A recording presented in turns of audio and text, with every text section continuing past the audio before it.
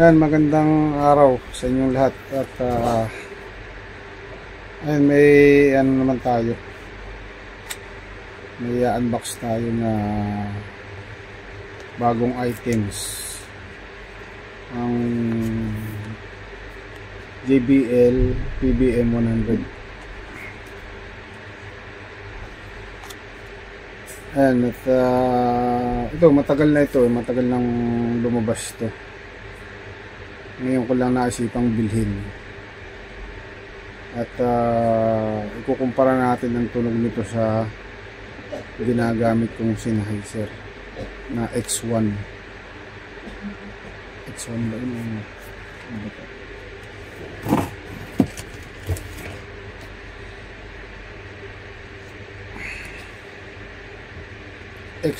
XS1.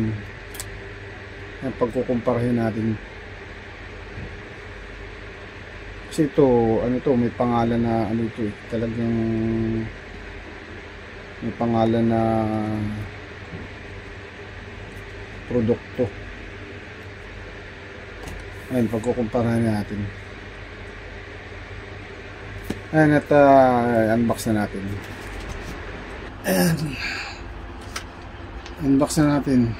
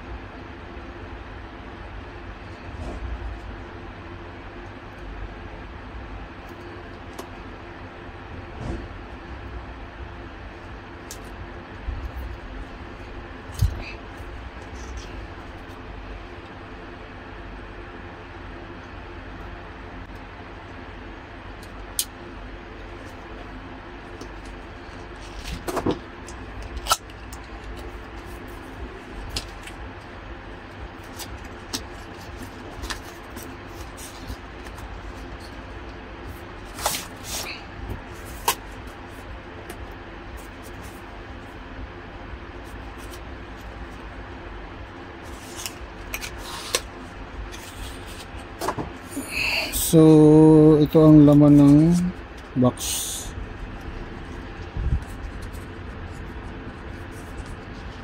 Manual. Maganda pagkakaano ah. Ito yung mga manual niya.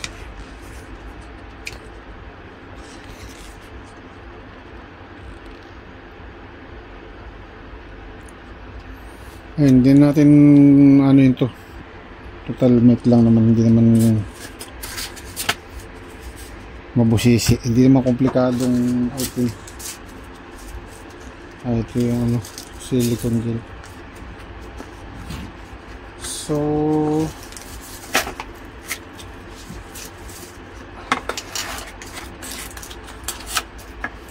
ito yung mga kasama niya.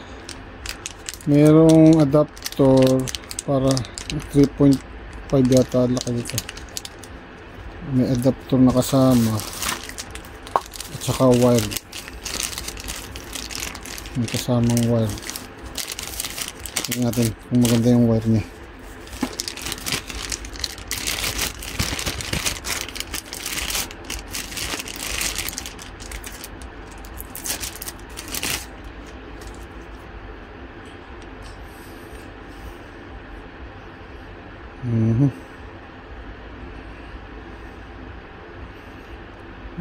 Mukhang okay naman.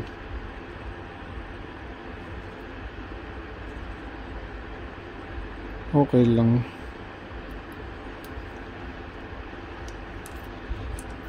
Okay lang naman ang mic, ang wire.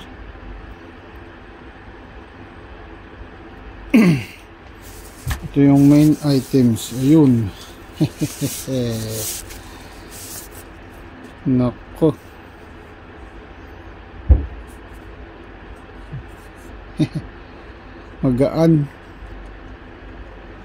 Magaan siya, akala ko metal. Tapos yung switch nya push button. Ito mukhang aksidenteng mapipisa ito. Ano to? Ordinary lang talagang mic. Ordinary yung mic lang talaga ito. Ayan, bali ang bili ko rito 10KD 700 pills. So sa pera natin nasa 1,800 plus ito. Kaso ano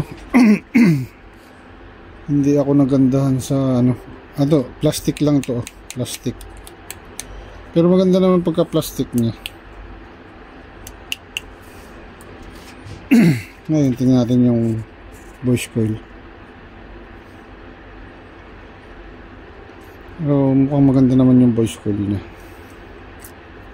Ilang ohms ba ito?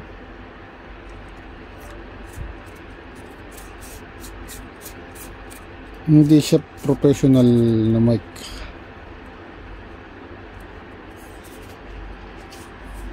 PBM 100. Ayan, kunin natin lang.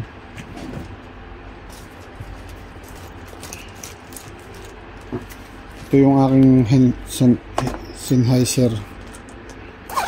Kukumparahin natin. Itong Sennheiser, walang kasamang ito. Walang kasamang wire. Pero may kasama siyang holder ng mic. Ang laki ng pagkakaiba. Ito pang professional use na rin ito eh. Ito aluminum. Tapos ang switch niya matigas. At hindi mo basta siya ma-off. Maganda ang switch nito. XS1 Sennheiser. Mabigat, laki ng pagkakaiba. Ito magaan lang, plastic lang pala ito.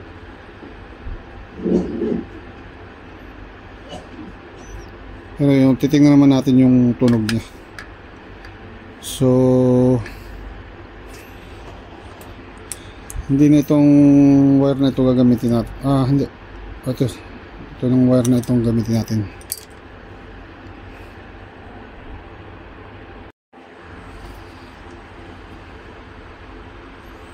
Ayan, tetestingin na natin.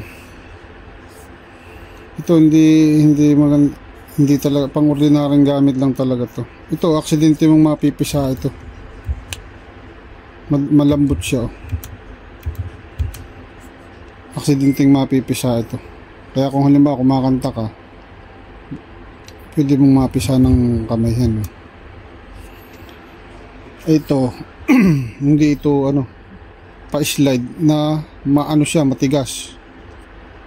So may purpose yun ang tingin ko, kaya ganito ang design ng switch nito, para nga hindi aksidenteng ma-off at hindi basta ma-off siya. Ayan, testingin naman natin yung tunog niya. Hello, check. Hello. Ayan pa siya, maingay maingay ang mic kasi plastic nga lang ito. Hello, sound check. Hey, sound. Ayan, testingin naman natin itong isa.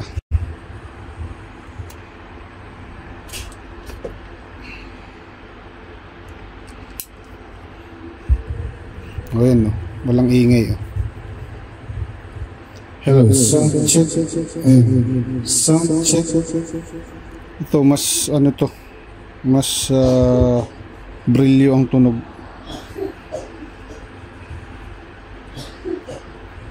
Tsaka hindi siya maingay. Kasi ito metal ito die-cast. Ito plastic lang itong sa JBL. Subukan naman ulit natin JBL. Ayan, maingay. Hello, sound check. Hello. Ito medyo mabis ang tunog nito. Ito medyo brilyo. Hello, sound check. Hello.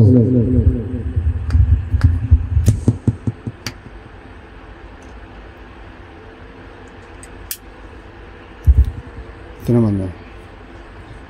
Sennheiser. Hello, sound check. Hello, hello.